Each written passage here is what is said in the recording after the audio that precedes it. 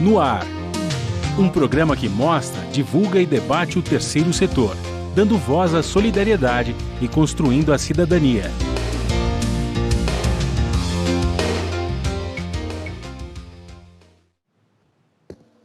Olá, bom dia, eu sou Joel Scala. Começa agora o programa Observatório na Brasil Atual. Uma pesquisa do Instituto Ipsos revela que no final de 2018, que os brasileiros são os que mais acreditam em fake news no mundo. Durante a pandemia, um estudo realizado pela Fundação Oswaldo Cruz mostra que 73% das notícias falsas sobre o novo coronavírus circulam no aplicativo de troca de mensagens, o WhatsApp. No Brasil, 62% dos entrevistados admitiram ter acreditado em alguma notícia falsa. Em relação aos outros países, vejam só, os entrevistados revelam que foram enganados pelas fake news. Na Arábia Saudita, 58%. Na Coreia do Sul, 58% também. No Peru e na Espanha, com 57%. Aí se revela que o Brasil é o que mais acredita em fake news. Para falar sobre o assunto, fake news em tempos de pandemia, eu converso com Rodrigo Retier, que é jornalista e professor da Faculdade Casper Libero, um dos idealizadores do Vaza Falciani, curso online de combate às fake news e desinformação. Bom dia, Rodrigo, seja bem-vindo ao nosso programa. Bom dia, Joel, obrigado por estar aqui com vocês, um abraço. Gisele Truzzi, advogada especialista em Direito Digital e Direito Criminal. Olá, Gisele, tudo bem? Olá, Joel, bom dia a todos e muito obrigada pelo convite, por estar mais uma vez aqui. Seja bem-vinda novamente ao nosso programa. Você também confere as notícias do mundo com a repórter Ana Paula Loureiro, da Rádio ONU. Também os destaques do Observatório do Terceiro Setor com Isabela Alves e a participação, claro, do jornalista Franklin Valverde. Bom dia, Franklin. Bom dia, Joel. Bom dia, Rodrigo, Gisele. Bom dia a você que está em sintonia com o Observatório na Brasil Atual. Franklin, você já foi vítima de divulgar uma notícia falsa na sua carreira profissional? Como jornalista, não, porque aí eu sou obrigado a ter que checar constantemente antes de publicar. Como cidadão no WhatsApp, já me aconteceu de eu passar adiante uma informação que eu recebi de uma fonte segura, mas essa fonte segura também não tinha checado antes e acabou circulando. Mas como profissional do jornalismo, não. Eu checo 10 vezes antes de publicar alguma coisa. Como criar uma cultura para preservar a notícia correta num país onde a maioria dos brasileiros consomem notícias falsas, Rodrigo? Muito difícil, né, Joel? Eu acho que existem alguns caminhos aí, o principal deles, com certeza, é a educação. Esse tema, mídia, leitura de notícias, enfim, identificação dos gêneros jornalísticos e gêneros da comunicação mais amplamente, ainda é um tema pouco tratado. Considerando que a gente está ainda numa infância também das redes sociais, esse tipo de questão precisaria estar mais presente na escolarização, desde a escolarização básica. A gente já tem um começo de caminho interessante, né? A Base Nacional Comum Curricular, recém-aprovada, traz já essas diretrizes para você tratar o jornalismo, tratar fake news, desinformação, tudo isso dentro da sala de aula, mas são só os primeiros passos, Joel. A gente tem algumas ações de entidades, de grupos que estão preocupados com essa questão, mas em termos de política pública ainda estamos engatinhando. São ações isoladas. Gisele, eu conversei com você já há algum tempo sobre o Marco Civil da internet. Do ponto de vista legal, o que o Marco diz a respeito de notícias falsas? Tá. Bom, na realidade, o Marco Civil ele visa uma outra questão, né, que é a proteção dos logos de conexão, né, a guarda, melhor dizendo, dos logos de conexão pelos provedores de conexão e de aplicações. O Marco Civil prevê alguns conceitos relacionados à publicidade, à publicação de conteúdos nas redes sociais, à privacidade do usuário. E ele restringe que qualquer conteúdo da internet só poderá ser retirado através de um processo judicial, o que faz com que qualquer cidadão que se veja eventualmente alvo de uma fake news tenha que, na grande maioria das vezes, ingressar com uma ação específica para obter a retirada desse conteúdo da internet. Mas a questão da fake news, a gente fala muito do PL, das fake news, né, que está tramitando agora no Senado, e como se as fake news não tivessem ainda uma definição legal, não fossem enquadradas como crimes. E na realidade não é bem assim. Fake news já é crime, sim. A gente pode conceituar as fake news como notícias fraudulentas, porque além de falsas, de serem mentirosas, elas também visam com que o leitor tenha um comportamento específico. Que ele clique num link, que ele compartilhe um conteúdo, que ele publique algum determinado comentário. Então, ela faz com que o indivíduo gere um outro comportamento que sozinho, muitas vezes, ele não teria. E, objetivamente, isso acaba por resvalar em questões vinculadas a crimes contra a honra, difamação, ameaças, né, das pessoas que são alvos dessas fake news. Então, na grande maioria das vezes, as fake news podem ser conceituadas também como práticas de crimes contra a honra, de crimes de ameaça, de apologia a crime, incitação a crime, crimes de preconceito, discriminação racial e por aí vai. Então, a gente já tem uma base legal mínima para criminalizar fake news. Tá? Muito bem, mas a lei não é respeitada, né? A lei No não é último ano e respeitada. meio, a gente está vendo biografias a serem jogadas na lata do lixo e sem nenhuma ação na justiça, ou julgamento e condenação dessas pessoas. Exato. O que ocorre aí é que, como muitas vezes a gente fala na tecnologia, né, o problema não é o software, a máquina em si, mas o usuário. Né? Dentro dessas questões, é o indivíduo que não está fazendo o uso correto da informação que a gente tem à disposição. Então, aí cabe a cada um, né, dos afetados por essas fake news ingressar com os processos cabíveis contra essas pessoas, porque sim, isso já é tido como crime. Né? Muito bem. Ô, Rodrigo, o que te motivou, obviamente, é esta realidade, a criar esse curso online, né? Vaza Falciani. Então, a gente identifica, né, Joel, a sensação da gente, enquanto jornalista, professor e cidadão mesmo, é que a questão da desinformação, mais do que as notícias falsas, elas vieram para ficar. Vão estar com a gente por um bom tempo, realmente. A Gisele falando de algumas ações importantes aí do ponto de vista jurídico, o Estado começando a se mexer também, né, Joel, em termos de inquérito no STF, tem sido importante. Apesar de alguns vícios de origem, a gente tem visto que esse inquérito tem dado resultados, tem levado, por exemplo, à retirada de vídeos, né, voluntariamente entre aspas, né, os bolsonaristas estão muito preocupados agora com o que está ocorrendo e estão tirando vídeos do ar que teriam quantidades aí absurdas de desinformação. A própria CPMI das fake news também trazendo muitas revelações e as investigações jornalísticas também sobre o gabinete do ódio, né, que seria uma estrutura paralela ali no terceiro andar do Palácio do Planalto, pertinho da sala do presidente, tutelada pelo Carlos Bolsonaro, né, o filho 02 do Jair Bolsonaro, que seria o grande epicentro das narrativas que dariam origem pelo menos a desinformação do ponto de vista mais político, né? Porque a gente tem desinformação na saúde, temos desinformação em relação à ciência, como a gente tem visto na pandemia, mas a questão política ela tem sido bem atacada. Tudo isso é bem importante, as plataformas estão começando a se mexer também. Você vê Twitter, Facebook, Instagram flagueando, né? Colocando bandeirinha ali de post que não é confiável, derrubando post, derrubando incitadores contumazes de desinformação, mas nada disso vai ser resolvido se você não trabalhar na outra ponta, né, Joel? Exatamente. A ponta do receptor, que é a ponta da educação. Então, o Vaza Falciani é uma dessas iniciativas que a gente estava comentando aí no início do programa, no começo da fala, de tentar trazer para mais perto do público, dos receptores, da audiência, essas estratégias de comunicação, essas estratégias de identificação de notícias falsas, de entender que esse mundo que a gente está consumindo notícia hoje em dia é um mundo que a gente chama de infoxicado, né?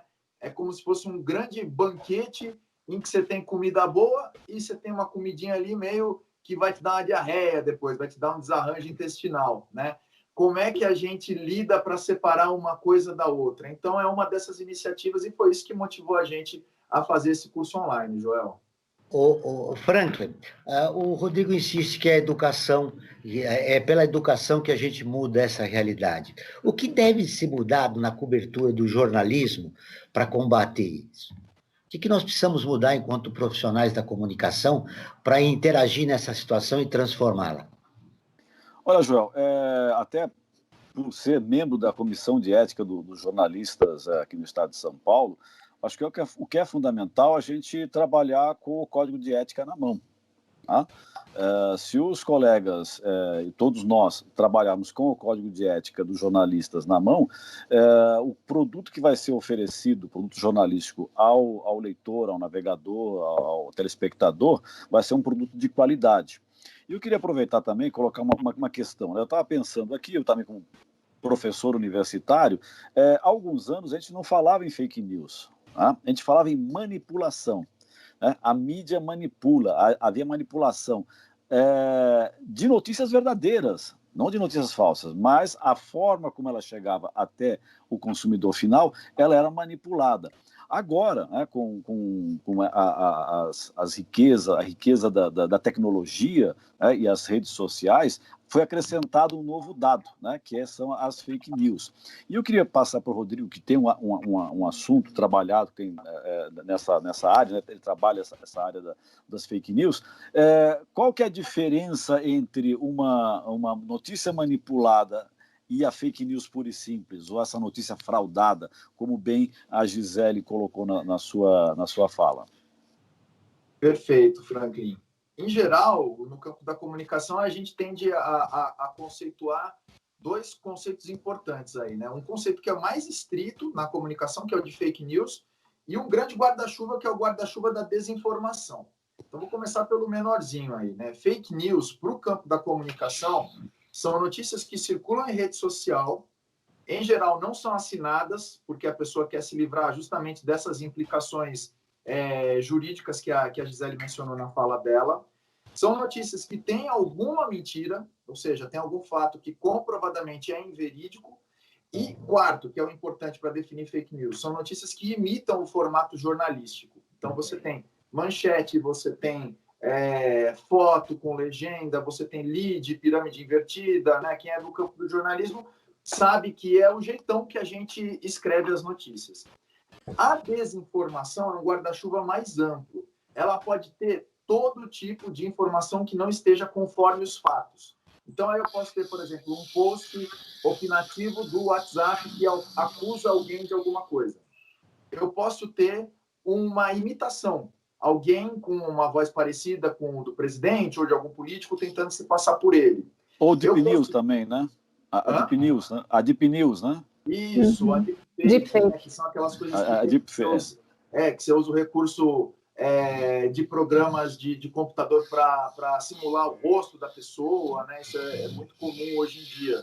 O enviesamento, que é aquela coisa que você fala, por exemplo, você tem um debate que é de meia hora e você pega e edita um trechinho de 2 minutos para você mostrar alguém, como se diz hoje em dia, lacrando no debate, né? O uso de uma linguagem mais polêmica, quando você fala urgente, repasse isso adiante, vamos fazer chegar até o presidente.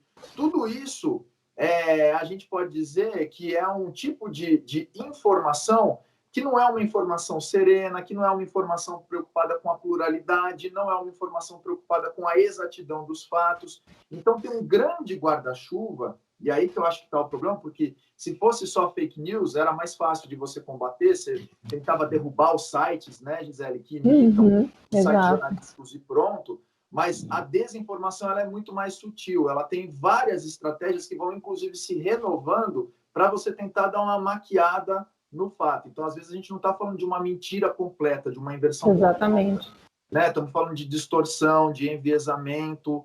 Então, nesse sentido, o problema é mais complicado do que só fake news. E no direito, Gisele? Essa questão da desinformação, ela é bem perigosa, bem arriscada também na área jurídica, né? Dentro da interpretação jurídica, pelo seguinte: quando a informação é fraudulenta, né, eu não digo só falsa, porque falsa é você falar se a informação é sim ou não, positiva ou negativa, verdade ou não. Isso é muito mais simples. Fraudulenta envolve esse contexto de que a informação pode ser falsa ou não, então pode ser um contexto verídico, é um fato que ocorreu, é um teor verídico, só que da forma como ele é construído, a roupagem daquilo leva as pessoas a tomarem um impulso, a terem um determinado comportamento que é justamente para disseminar essa desinformação. Então, muitas vezes, um fato jornalístico que é verídico, está muito bem escrito, por alguém que quer criar uma fake news, essa pessoa pode manipular esse conteúdo com um determinado objetivo, distorcendo o que está escrito naquela matéria, criando uma manchete que chama muito atenção, uma manchete sensacionalista ou polêmica, né, que sempre vai utilizar alguns assuntos do momento, ou algum negócio de clamor social, algum viés de clamor social, né, aquilo que tem um apelo, né, político, social, educacional, de saúde pública, que é o que a gente vem vivenciando muitas vezes aqui, por conta da pandemia. E, como o Rodrigo bem falou, né, olha, é urgente, repassem isso, é verídico e tal. E isso leva o indivíduo, muitas vezes, a se ater somente a uma manchete que está totalmente desconectada com o teor daquele assunto. E o indivíduo não lê o conteúdo, que pode ser verídico e, na realidade, dizer outra coisa, mas ele vai pelo link, né, pela manchete em si, e não verifica nem sequer no seu navegador se existem outros sites que também compartilham esse mesmo conteúdo. E isso é fácil da gente fazer uma verificação rápida, né? E muitas vezes aí é o primeiro ponto que você começa a identificar a fake news. Você recebe aquela manchete, naquele link, você acha um pouco estranho, muito sensacionalista, e aí você vai ler o conteúdo. Quando você lê o conteúdo, muitas vezes ele não tem qualquer relação com a manchete. Então, como a gente chama de clickbait, né? São as iscas, aquelas matérias que procuram caçar cliques para gerar uma indexação maior do assunto na internet, nas redes sociais, que são feitas para isso, para o conteúdo indexar, seja de modo positivo ou negativo, porque as redes sociais, em geral, elas não diferenciam o like que você dá, o joinha, de uma interação negativa, daquele emoticon lá da raiva, por exemplo, dentro do contexto do Facebook. É tido somente como mais um. E então, até a negativação daquele conteúdo, uma interação negativa, para a rede social é visto como mais um. Então, ela vai ranquear mais ainda aquele conteúdo que está sendo negativado, porque o algoritmo da rede social entende que se eu tenho muita gente interagindo com isso, ele não sabe se essa interação é positiva ou negativa. Ele vai subir ainda mais esse conteúdo dentro da plataforma, dentro da rede. E isso faz com que mais pessoas ainda visualizem e compartilhem esse material. E aí, dentro do direito, isso é muito perigoso, porque eu posso ter uma fake news ali que se contextualiza na prática de diversos crimes. A criação dessa fake news já pode entrar na prática de vários crimes, e quando as pessoas compartilham essa fake news, essa desinformação, né, que pode ser, sim, uma informação verídica, mas ela tem um contexto manipulatório aí, por isso ela gera uma desinformação, essas pessoas que compartilham esse conteúdo, elas também praticam os mesmos crimes. E aí a gente já tem decisão jurisprudencial a respeito, já tem decisões do TJ de São Paulo nesse sentido, que quem compartilha um conteúdo negativo ou ofensivo na internet pratica o mesmo crime que aquele que fez aquela postagem original. Então, esse é um alerta importante. Não só quem produz a fake news, mas quem compartilha também pode ser alvo da justiça e de um processo criminal. Exatamente. Agora nós vamos ouvir a Rádio ONU, que é parceira de conteúdo do Observatório do Terceiro Setor, com a matéria. O Brasil pode liderar a criação latino-americana de novos empregos na economia verde. A Ana Paula Loureiro, de Nova York, traz as informações. Segundo um novo estudo da Organização Internacional do Trabalho e do Banco Interamericano de Desenvolvimento, a transição para uma economia de emissões zero poderá gerar até 15 milhões de novos empregos na América Latina e no Caribe até 2030. Nesse cenário, o Brasil concentraria quase metade dessas vagas, com cerca de 7,1 milhões de emprego, seguido do México com 2,1 milhões. A pesquisa revela que, se os países da região adotarem políticas de emissões zero, poderão criar empregos dignos e construir um futuro mais sustentável e inclusivo para suas populações. O relatório também detalha o impacto de uma mudança para dietas mais saudáveis e sustentáveis, com menos consumo de carne e laticínios e mais adesão a alimentos derivados de plantas. Segundo a pesquisa, essa transformação pode criar empregos e reduzir o impacto negativo sobre a biodiversidade. O setor agroalimentar, por exemplo, perderia mais de 4 milhões de vagas na produção de gado, aves, laticínios e pesca, mas 19 milhões de novas posições seriam abertas. O relatório oferece ainda dicas de como os países podem criar empregos dignos e fazer esta transição. Da ONU News em Nova York, Ana Paula Loureiro. Franklin, em tempos de pandemia, essa é uma boa notícia. Sem dúvida, né? Acho que nem tudo é ruim, né? Notícias ruins e a gente acaba tendo algumas notícias, às vezes, positivas. E, aproveitando, já, eu queria levantar uma questão aqui com relação à questão jurídica, né, das fake news. Se uma pessoa, por exemplo, se eu sou ofendido por uma notícia falsa, eu posso processar porque eu estou sendo ofendido, né? Ou seja, como calúnia, ou seja, como difamação, ou até como injúria, coisa que já acontecia antes mesmo da existência das redes sociais, da internet. Tá? Agora, ao entrar com esse processo, é muito lento, né? Enquanto isso, as redes estão viralizando, estão divulgando toda essa informação falsa, e minha imagem está sendo prejudicada. Eu pergunto para a Gisele, como é que eu posso fazer para brecar isso rapidamente e minha imagem não ser corroída por essa informação falsa, por essa difamação, ou essa injúria ou calúnia? Tá. Franklin, a solução disso efetiva, na realidade, assim, de emergencial, ela não existe, tá? Infelizmente, porque a velocidade da viralização desse conteúdo é enorme e ela é dentro de uma velocidade totalmente desproporcional à velocidade com que os processos judiciais andam, a gente bem sabe, né? Então, o que geralmente a gente faz para tentar conter isso na prática? Notificar extrajudicialmente aquele site, pode ser uma rede social, um blog, um site com viés tendencioso, né, jornalístico assim, a gente notifica extrajudicialmente, encaminha-se um comunicado formal do advogado solicitando a exclusão desse conteúdo ou a desindexação. A desindexação é importante porque você não vai entrar na questão de remover o material, mas sim retirar o seu nome daquele contexto. Então, o material permanece na internet, mas somente retira-se o seu nome, o termo de busca que está vinculado àquele conteúdo, e isso, na prática, já ajuda muito a esse tipo de material não ficar indexando na internet. Aí a gente vai depender desse provedor, dessa plataforma, atender a essa notificação, que é extrajudicial, ele não tem obrigação nenhuma, tá? E fazer essa remoção ou essa desindexação. Tá? Isso é um primeiro passo.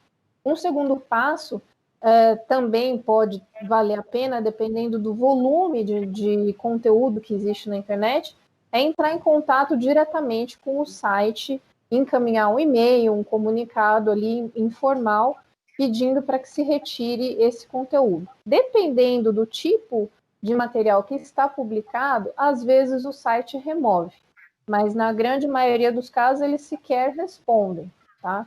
Então a gente acaba indo para a notificação, para depois, se a notificação não for atendida, aí sim a gente ingressa com uma ação judicial. Muitas vezes, dependendo da urgência da retirada desse conteúdo, da sensibilidade das informações que são divulgadas ali, né? Ou da mancha que causa a pessoa, né, o nome, a reputação dela, a gente já ingressa com a ação diretamente, faz um pedido liminar, que é um pedido de urgência, e tenta comprovar ao máximo ali para o juiz toda essa urgência, essa situação de exposição, de constrangimento que a pessoa está passando, e torce para que o juiz entenda isso, né, e aí aceite o nosso pedido e, por final, dê essa liminar, com urgência, para que o provedor, o site, a rede social, exclua esse conteúdo ou desindexe esse material da internet. E aí a gente também orienta a pessoa que está sendo alvo desse tipo de fake news ou de desinformação a procurar, na medida do possível, fazer um ranqueamento positivo do seu nome na internet, que significaria gerar conteúdos positivos nos seus próprios sites e redes sociais, indexando o seu nome positivamente na internet. Porque aí os buscadores vão ler de forma cronológica. Então, o conteúdo mais novo vai aparecer por cima e aquele conteúdo um pouco mais velho, que pode estar relacionado com essa difamação, ele vai ficando mais para baixo. Então, na prática, a gente consegue dar uma enganada na busca do Google Search, por exemplo. Tá? Então, sempre lembrando que não dá para limpar a internet. A gente consegue, às vezes, minimizar os danos. Neutralizar, né? Dar uma neutralizada nesse esparramento de desinformação ou de conteúdo negativo. Perfeito. Muito bem. Isabela, tem acontecido muitas ações de reparação em relação a esses tempos de fake news no país? Tem sim. O que ocorre é que, na grande maioria das vezes, não há uma identificação desse tipo de conteúdo com uma indenização por dano moral, tá?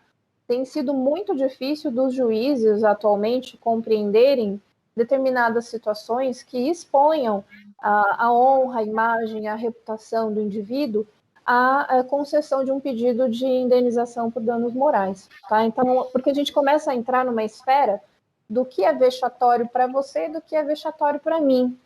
E aí a gente entra na subjetividade. O que o juiz pode achar que manchou a imagem daquela pessoa? Pode não ser o que de fato tenha manchado a honra, a imagem daquele indivíduo, né? Então, às vezes, uma situação que ocorre em um espaço público, em que o indivíduo é filmado, isso eu já vi acontecendo em casos que chegaram até a gente, até o nosso escritório, o indivíduo é filmado num momento ali de destempero ali emocional, né? Foi filmado numa cidade conhecida, ele não sabia que estava sendo filmado e esse vídeo foi parar em YouTube, em redes sociais, e ele foi identificado nesse vídeo, em um espaço relativamente público, onde ele teve uma situação de estresse assim, absurda. E aí, constrangimento, né? Exatamente, ele começou a ser difamado e o nome dele vinculava-se ao nome da empresa dele. E aí começou a gerar esse ranqueamento negativo na internet. E aí o juiz entendeu que não havia indenização, porque ele estava em um espaço público. Então, no espaço público não haveria questão de privacidade. Então, ele não teria que reclamar de ter a sua reputação manchada, porque ele, ciente de que estava no espaço público, ele não poderia ter agido dessa forma. Isso eu vi acontecer em algumas situações, juízes dando decisões nesse sentido, e outros juízes que não, que entenderam que o indivíduo teve ali um momento de desequilíbrio, coisa que qualquer um de nós pode passar por esse tipo de situação, e aí, naquele caso específico, o juiz concedeu a remoção do conteúdo e condenou o indivíduo que publicou a pagar a indenização. Então, essa questão de reparação por danos morais, ela é muito subjetiva e não é algo que dá para falar, olha, se você for alvo de fake news, você vai conseguir uma indenização por danos morais. Não é bem assim. É muito do caso a caso. Envolve quem é você, o tipo de conteúdo que foi viralizado e qual foi o reflexo negativo desse conteúdo, qual foi o espectro, né, desse conteúdo. Teve muito comentário, teve muita viralização ou não? Foi uma esfera muito pequena. Então, vai muito do caso a caso mesmo. Muito bem, Rodrigo, essa posição dúbia da justiça acaba dificultando, né? Não só se punir, mas criar uma nova cultura, né, de respeito à informação correta. Não, sem dúvida. Eu acho que a Gisele toca em alguns pontos importantes aí, e o que me chamou a atenção, Franklin e Joel, é essa ideia de que a gente chegou numa situação paradoxal, né? O que acontece é que a gente tem plataformas particulares, Google, Facebook, Twitter, etc. e tal, que se tornaram arenas públicas. Então, exatamente. De alguma forma... Oi? Vocês estão me ouvindo? Sim. Tá, pode continuar, Rodrigo. E aí, né, Gisele, eu acho que a gente precisaria trabalhar também numa outra linha de ataque, que é a questão política. Ou seja, cobrar a responsabilidade dessas plataformas no sentido de ter controle público sobre elas, né? Se transformarem em arenas públicas, precisa haver um controle público. Eu vejo pelo menos duas linhas de ação aí. Primeiro, uma estruturação de um conselho ou alguma coisa que ajude, que oriente a elaboração de cartas de princípios. Então, a gente precisa vencer essa ideia de que a tecnologia é neutra. Ela não é neutra, né? Então, uma carta de princípios que seja baseada, por exemplo, na Declaração Universal dos Direitos Humanos, ela pode respaldar reações mais rápidas de retirada de conteúdo que estejam contrárias a isso, enfim. Então, a gente teria uma orientação editorial dessas plataformas, no sentido do respeito aos direitos humanos. Esse é o primeiro ponto, que teria que vir atrelado à cobrança de uma estrutura dessas plataformas também. Então, você precisa ter uma equipe grande, com pessoas preparadas para identificar esse tipo de conteúdo tóxico, nocivo, enfim, crime contra a honra, de apologia a preconceitos e assim por diante. E a segunda coisa que eu acho que é importante a gente encarar também é a questão do monopólio. Nós temos as chamadas Big Techs, né? Então, novamente, esses nomes que eu mencionei aí, Google, Facebook, Twitter, Amazon, etc. e tal, que são monopólios nos seus determinados ramos de atuação. Se a gente tivesse um questionamento a isso, estaria na mão também do público consumidor aderir às redes que têm uma proteção maior contra fake news, que têm cartas de princípios, enfim. A gente vê muito, por exemplo, os bolsonaristas tentando criar uma rede, na verdade, vitaminar uma rede paralela chamada Parler, né? Parler, né? Em francês. E eles não conseguem justamente, né? É uma rede mais tóxica ainda que as que a gente conhece, né? E eles não conseguem justamente porque tem um monopólio muito grande na mão dessas Big Techs. Então, eu acho que a gente pode pensar na quebra do monopólio. Isso foi feito diversas vezes na história das comunicações, né? A gente lembra o caso clássico nos Estados Unidos, aí na década de 30 e de 40, em que separou a NBC em 3 emissoras, né? A CBS, ABC e NBC, cada uma com 1/3 da audiência. Isso poderia ser feito também. É importante a gente atacar os monopólios para dar aos consumidores, aos usuários, aos internautas, a chance de escolher plataformas que tenham um compromisso maior com a exatidão da notícia, Joel. Além dessas iniciativas sugeridas pelo Rodrigo, Gisele, também uma outra que eu gostaria de te ouvir, a respeito de capacitar os agentes públicos do Poder Judiciário, porque você deu o exemplo de alguns juízes. Não existe uma jurisprudência a respeito disso, que seria importante nesse momento para coibir os fake news? Sim, sim.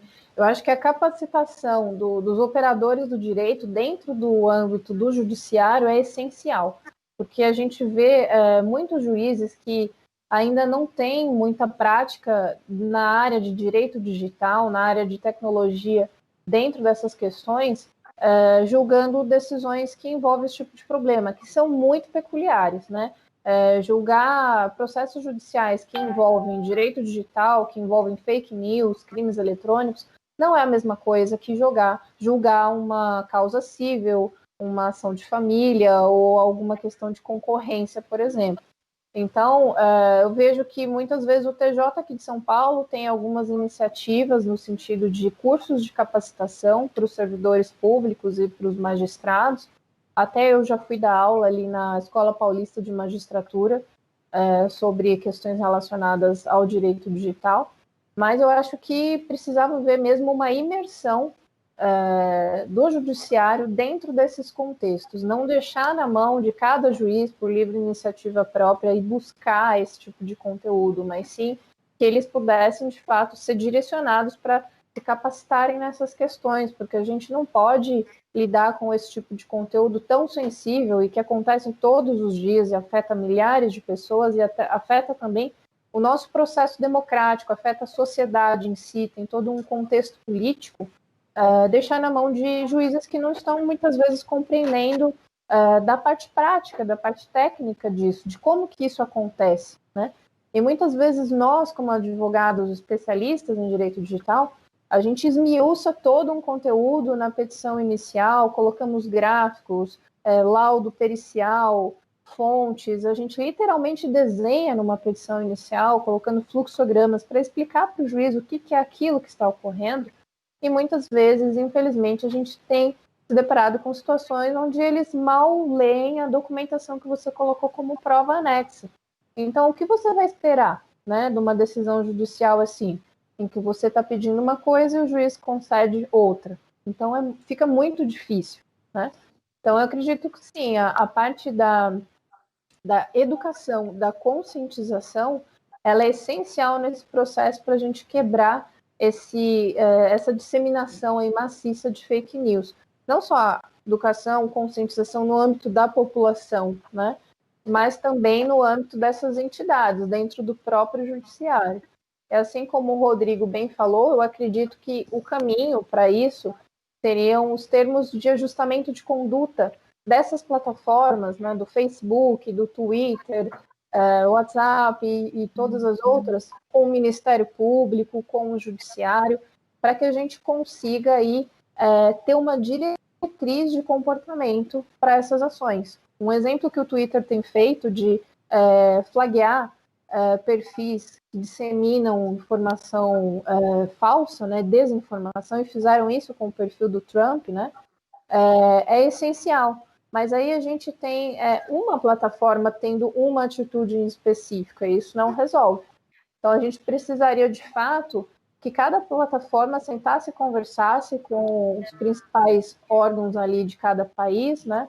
O Ministério Público aqui fez isso na época do Orkut, há muito tempo atrás, e funcionou, para que se criasse mesmo diretrizes de ações para coibir esse tipo de situação. E eles Você destacou um aspecto importante, viu, Gisele? Uhum. Que é a ação efetiva dos Ministérios Públicos estaduais e do federal, tendo um novo olhar a respeito disso, e para que ele defenda os interesses da população. Sim, porque a gente não pode depender somente de legislação para isso, né? Achar que a lei vai alterar alguma coisa é um mito também, porque a gente vive no país da inflação legislativa, e a gente está tendo, sim, uma inflação legislativa durante a pandemia, o que não resolve o problema, né? Você fez uma lembrança importante, nós vivemos um momento de exceção durante a pandemia. Mas Exato. Eu vou te interromper nossa entrevista com você para chamar a Isabela Alves, que vai trazer as principais notícias do site do Observatório do Terceiro Setor. Olá, Isabela, bom dia. Bom dia, Joel, bom dia, Frank, bom dia aos convidados e ouvintes. No boletim de hoje eu vou trazer algumas das notícias mais acessadas no nosso portal. A primeira delas é de que o professor criou uma biblioteca itinerante no Mato Grosso do Sul. O criador da iniciativa, que se chama Ronilson Guerreiro, acredita que os livros são importantes ferramentas de transformação social e ele decidiu criar essa biblioteca para tornar eles mais acessíveis na sua cidade. Outra notícia é de que a atriz brasileira Alice Braga e o Greenpeace Brasil lançaram a série Você Sabe de Onde Vem a Sua Comida? Os vídeos discutem sobre como a comida que chega à nossa mesa está ligada à crise climática e à destruição de florestas em todo o planeta. Para encerrar, nós temos a notícia de que o Brasil é o terceiro país mais letal para ativistas ambientais no mundo. De acordo com um relatório lançado pela ONG Global Witness, em 2019, apenas a Colômbia e as Filipinas tiveram mais mortes de ativistas ambientais do que o Brasil. 90% dos casos ocorreram na Amazônia. O meu boletim se encerra aqui, mas para acompanhar mais notícias do Brasil e do mundo, acesse o nosso portal observatório3setor.org.br. Obrigado, Isabela. Você volta na próxima semana. Obrigada. Ô, Frank, nosso país é um perigo para ativistas de direitos humanos, né? Na área ambiental. É verdade. E não é de hoje, né? É só a gente lembrar o caso do Chico Mendes, por exemplo, né, no século passado, né, que virou um herói nacional na defesa da Amazônia, o seringueiro Chico Mendes, né? E, Joel, eu queria aproveitar também para falar da nossa campanha, né, a campanha do Observatório na Quarentena, né? Que nós publicamos uma série de enquetes nas redes sociais para saber como que os nossos e as nossas leitores estavam sentindo nesse período de isolamento. Também postamos vídeos de especialistas em várias áreas do conhecimento para ajudar os nossos seguidores e seguidoras neste momento. como o meio com dicas culturais, com informações de saúde mental, como ter uma saúde mental durante esse período. E esses conteúdos todos circularam e circulam pelas redes sociais. No facebook.com/Observatório 3 Setor, no Instagram, @Observatório 3 Setor, e no YouTube, youtube.com/Observatório 3 Setor. E eu também aproveito, Jô, até para dar mostrar aqui as nossas matérias nós temos uma interação com os leitores e leitoras, né? No caso do Face, né, nós publicamos uma notícia no site do Observatório que marmitas doadas mataram moradores de rua porque tinham veneno de rato. Tá? E nós tivemos um comentário da Vera Fiuza, de Magé, no Rio de Janeiro. Ela disse: muita maldade, as pessoas já estão em situação difícil e ainda fazem uma maldade dessas. São verdadeiros monstros quem faz isso. Outra notícia que nós também tivemos uma repercussão: famílias estão nas ruas e ONU pede o fim de despejos durante a pandemia no Brasil. O comentário da Marina Dias, de Mogi das Cruzes, foi registrado o seguinte: só crueldade e genocídio neste país. Sem medidas de enfrentamento, hospitais sem condições, não temos ministro da saúde competente. E agora temos despejos e mortes em massa nesse momento de pandemia no Brasil. Tá? E também um outro assunto que repercutiu nas redes sociais foi a enquete que nós fizemos sobre a participação da Tami Miranda naquela publicidade da Natura, tá? Que foi amplamente divulgada por todos os veículos de mídia. E nós perguntávamos: você gosta quando as marcas se posicionam em relação a causas ligadas à diversidade? E nessa enquete que nós fizemos, 832 pessoas votaram que sim, que gostam que as marcas se manifestem com as questões de diversidade, contra 144 pessoas que disseram que preferem que elas não se manifestem. No caso dessa enquete, Eliane Cunha, aqui de São Paulo, disse o seguinte: velha questão do preconceito, da homofobia. Há pessoas que se sentem pena dos órfãos, dos abandonados, dos escravizados, mas não saem de suas redomas para salvá-los. Ainda bem que o mundo é diverso. Parabéns à Natura, e chacoalhando a sociedade é que as transformações vão acontecer. Essas são algumas das manifestações que nós tivemos em nossas redes sociais. Muito bem. E você, Rodrigo? A pergunta se estende para os nossos convidados. Esse engajamento das grandes marcas em questões como esta, da homofobia, do fim do preconceito, do que existe na nossa sociedade. Acho importante, Joel. Acho que as empresas, elas são parte da transformação social, né? O mundo não vai se transformar se as empresas também não se transformarem. A preocupação é sempre um certo oportunismo. No caso da Natura, eu não vejo isso, porque eles têm uma série de políticas, até onde a gente sabe, de fato, de uma defesa da sustentabilidade nesse sentido amplo, realmente, né? Eu acho que a tolerância mesmo, a orientação sexual é um dos aspectos da sustentabilidade também social, né? Então, acho que se for uma adesão genuína e acompanhada de ações concretas, é sempre muito bem-vinda. Eu gostei muito da campanha. O engajamento das marcas nessas questões seria importante? Você acredita que é importante, Gisela? E estendo um pouco essa pergunta em relação às notícias falsas, se o engajamento das organizações, das grandes marcas, para coibir a divulgação de notícias falsas, iria contribuir para uma mudança? Olha, Joel, eu entendo que sim. Eu vejo que esse engajamento das grandes marcas dentro desse contexto, não só de diversidade, mas também de ações, né, contra as fake news, é muito importante, sim, porque mostra o posicionamento, né, de cada marca, de como a marca pensa, de que estão trabalhando nesse sentido contra esse tipo de conteúdo tão danoso, né? E acredito que isso também acaba incentivando o público de modo positivo. Ô, Gisele, nesse momento, o que mais te preocupa em relação às notícias falsas do ponto de vista do direito? Olha, muita coisa me preocupa, né? Porque a gente tem um volume muito grande de fake news, de desinformação circulando, com assim, características básicas que as pessoas em geral não conseguem verificar antes de disseminar. Então, isso eu acho já muito preocupante. desinformação que tem uma característica muito simples e que as pessoas não conseguem nem sequer identificar e preferem acreditar naquilo que lhes chega no WhatsApp do que fazer uma conferência desse conteúdo dentro de um buscador, né, que seja. Mas também me preocupa, além desse volume de desinformação circulante, esses projetos de lei que a gente tem surgindo dentro desse contexto de exceção que a gente vivencia agora, que é a pandemia, essa inflação legislativa que a gente tem, em que surgem muitos PLs, né, muitos projetos de lei que têm o intuito de assegurar a liberdade de expressão, a informação e tudo mais. Eles têm uma roupagem externa disso, o público olha e acha muito interessante, mas eles têm ali no seu cerne um viés muito perigoso de se colocar um vigilantismo na internet também, né, colocando questões ali para provedores de aplicações, para as redes sociais, por exemplo, cumprirem que eles não têm como cumprir, ou questões de verificação de documentos de identidade, que é um exemplo do PL das fake news, que isso entraria na violação de privacidade do próprio usuário.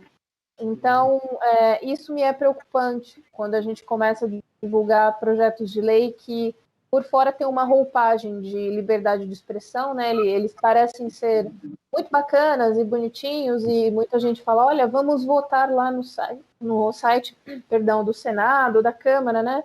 Mas, na realidade, elas não estão ajudando com isso, né? Elas estão ajudando, na realidade, a se instalar, talvez, um outro tipo de autoritarismo, de uma situação que possa complicar muito dentro do nosso contexto social e político atual, que seria dar margem ainda, mais brecha, né, para essas manipulações ocorrerem no âmbito da internet. Muito bem. Rodrigo, como coibir as fake news preservando a liberdade da expressão? Acho que tem vários ângulos de entrada para essa questão aí, né? Primeiro, eu acho que é entender que a luta contra a censura prévia, ela de fato precisa existir. Então, é uma conquista que a gente não tenha censura prévia e que as pessoas possam se manifestar livremente e que arquem com a responsabilidade daquilo que falaram, que publicaram, né, Joel? Acho que isso é uma coisa importante. Então, a Gisele menciona esses projetos de lei e, de fato, todos eles precisam, acho que, garantir a liberdade de expressão no sentido de não haver censura prévia. É importante lembrar que a liberdade de expressão não é um direito absoluto. Quando ela colide com outros direitos, aí sim ela vai ser objeto de interpelação jurídica, se for o caso, e aí é sempre a posteriori, né? Você vai ver se você ofendeu a honra de alguém, se você atentou contra o direito à vida de alguém. Então, eu acho que é importante a gente sempre lembrar essa questão da censura prévia.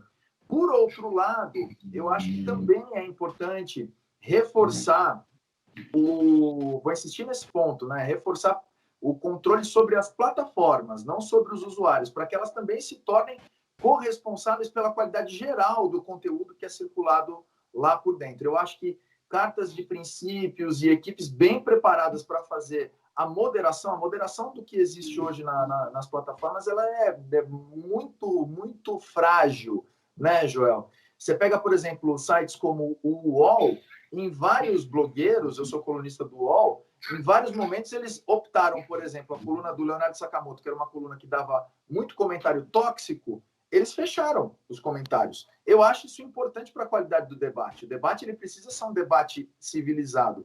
Para outros colunistas, como é o meu caso, apenas os assinantes podem comentar. Também é uma forma de você tentar filtrar essa qualidade dos comentários. Então, eu acho que, novamente, batendo nessa tecla, a tecnologia não é neutra, as redes sociais e os sites não são só recipientes de conteúdo, eles são corresponsáveis, no meu entendimento, por tudo aquilo que é veiculado dentro deles e devem ser cobrados, devem ser chamados, né, para accountability, né, devem ser chamados para responder também sobre a qualidade desse conteúdo.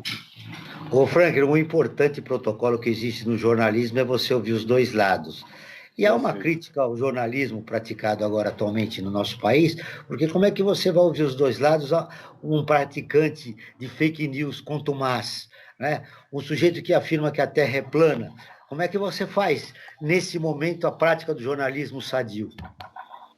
É bastante complicado, né, Joel? Porque, mas tem que fazer, né? Você tem que ouvir o lado e muitas vezes colocar o contraditório. O que se diz muito no jornalismo, que nós estamos hoje dentro do jornalismo chamado jornalismo declaratório, né? Ou seja, eu publico a declaração do Joel sobre o Rodrigo, mas eu acabo não ouvindo o Rodrigo sobre essa declaração. Aí o Rodrigo se sente prejudicado, ele vem reclamar, aí depois eu vou ouvir o Rodrigo. Publico do Rodrigo, que fez uma outra crítica ao Joel, só que eu não ouço o Joel novamente nessa crítica feita a ele. E o jornalismo segue assim meio que em paralelo essas críticas a um ao outro, e ao invés de fazer a grande lição de jornalismo, que antes de você publicar, ouvir os dois lados e às vezes ouvir um terceiro lado também. Tá? Às vezes as questões não têm um único lado, ela tem muito mais lados, ela é multifacetária. E isso às vezes falta no jornalismo. Na pressa, isso é importante colocar, João, acho que na pressa hoje das redes sociais, de querer ser o primeiro a dar informação, eu publico com muita rapidez. Tá? Não, vou publicar essa informação agora que o sujeito está dizendo que há, então publica. Só que eu não confirmei com a outra pessoa, com outro interessado, né, que diz que é B. Né? E depois é que eu vou publicar a outra versão. Então, acho que tem que fazer o fundamental na lição de jornalismo. Né? Ouvir os dois lados antes, ou o terceiro, o quarto lado, se assim existir, e aí, ao final, colocar a publicação para o leitor, navegador, telespectador, ouvinte, fazer a sua análise, tendo todos os dados da questão, e não somente um lado. Esse já é um grande desafio para o jornalismo dos tempos atuais. Olha, eu tenho mais 4 minutos, eu preciso fechar com os nossos 2 convidados, Frank. Rodrigo, o que mais importante você gostaria de deixar registrado nessa entrevista que nós estamos fazendo com você e com a Gisele, que é importante o ouvinte registrar a respeito do fake news nos tempos de pandemia? Joia, primeiro eu queria só dar se o Franklin me permite uma parte, eu acho que a gente está vivendo, né, Franklin, um momento em que esse protocolo dos dois lados ele está sendo bastante emperrado pelo momento de exceção que a gente vive, né? Eu convido o ouvinte, a ouvinte, enfim, o internauta, a olhar o quanto de reportagens a gente tem que terminam com a seguinte frase, ou variações dela, né? Perguntado sobre a questão, o Palácio do Planalto não quis se manifestar. Então, a gente está vivendo, em termos de governo federal, um governo que não se vê na necessidade de prestar contas daquilo que ele está fazendo. Eles têm buscado, ao contrário, construir uma mídia paralela, que é justamente essa mediação direta, essa ausência de mediação, na verdade, né, por meio das redes sociais. Então, Twitter, Facebook e assim por diante. O trabalho jornalístico, no que se refere a essa questão dos dois lados, tem sido, a meu ver, prejudicado nesse sentido. E do ponto de vista, Joel, da gente como pessoa física, mesmo como cidadão, acho que é muito importante, na questão das fake news, ficarmos atentos a esse uso da emoção. Né? É por aí que as fake news tentam nos fisgar e nos instrumentalizar politicamente. Então, eu acho que a grande, vamos dizer, dica é essa: receber uma notícia que parece que mexe demais, não só com o coração, mas com o fígado, vamos parar, respirar, fazer isso que a Gisele nos recomendou, que é olhar no Google sempre. Hoje você tem um acervo gigantesco de desmentidos, graças aos checadores de fatos, né? E isso, efetivamente, eu penso hoje que quem não quer ser enganado, consegue não ser enganado por conta desse acervo. Aproveito para cumprimentar vocês dois e a Gisele, que para mim deu uma aula, anotei muita coisa aqui, Gisele. Obrigada, Rodrigo. Você também. Obrigada. Gisele, suas conclusões finais. Nesse momento de crise, de clima de ódio, de polarização nas redes sociais, é fundamental que o direito, né, preserve o processo civilizatório. E é através dele que a gente pode assegurar a nossa democracia. Eu quero que você conclua o que de mais importante você gostaria de deixar registrado desses 2 minutos finais. Bom, já que eu já dei algumas dicas de como identificar fake news, né? Eu acho importante as pessoas terem essas dicas de segurança sempre à mão, então sempre fazer a verificação nos buscadores, verificar se tem fonte o conteúdo que recebeu. Eu vou deixar uma outra dica agora. Não tome partido diretamente daquele conteúdo que você está recebendo, porque muitas vezes você está sendo uma massa de manobra. Então, nós temos o cérebro, a mente, que é a nossa maior ferramenta no momento. Então, vamos questionar o conteúdo que recebemos, não engula de bandeja, né? Não tome partido desse ou daquele, seja político, seja opinião, seja pensamento filosófico, o que for. Desenvolva para você o seu próprio pensamento, seja crítico. Será que esse conteúdo é verdade? Qual que é a intenção desse material que está chegando até mim? Qual que é a intenção dessas pessoas que estão compartilhando esse material comigo? Para que eu vou fazer isso exatamente que estão me pedindo? A gente tem livre-arbítrio ainda, né? Então vamos exercer o nosso raciocínio, vamos exercer a nossa massa crítica, colocar a cabeça para pensar e refletir. Qual é, de fato, a sua opinião? Não seja massa de manobra, sejam de políticos, de ideologias, de empresas. Tenha o seu próprio pensamento crítico, é receber aquilo que nos chega e questionar se é verdade ou não. Isso faz parte daquilo que eu acredito, ou que é a minha essência, do que eu acho que é verdade, sim ou não. E aí sim você desenvolver o seu próprio pensamento. Não se deixar ser manipulado. Questionar se aquilo que nos chega na internet, seja através de um buscador, de um feed de rede social, se aquilo está chegando para você porque é você que foi até esse conteúdo, você que buscou, ou se é os grandes aí, né, os gigantes da internet que estão colocando para a gente ver. Porque tem muitos algoritmos aí que a gente recebe uma informação com base na nossa navegação, com base no nosso histórico de busca e no nosso comportamento na internet. Então, fiquem atentos a isso, que a gente está vivendo na era da informação. A gente não pode, justo agora, viver na era da desinformação. Esse é o meu recado. Observatório na Brasil Atual está terminando. Agradeço a presença de Rodrigo Ratier, jornalista e professor da Faculdade Casper Libero, um dos idealizadores do Vaza Falciane, curso online de combate às fake news e desinformação. A Gisele Truzzi, advogada especialista em direito digital e direito criminal. Esse programa foi produzido pela equipe do Observatório do Terceiro Setor. Na próxima semana, pontualmente, às 9 horas, você pode acompanhar nosso outro programa, Brasil Cidadão. E nós ficamos por aqui sempre na luta por uma sociedade mais justa, solidária, sustentável e tolerante. Até o próximo programa.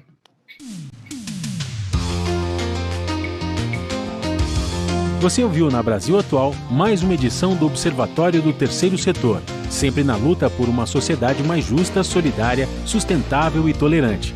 Observatório do Terceiro Setor, o olhar da cidadania.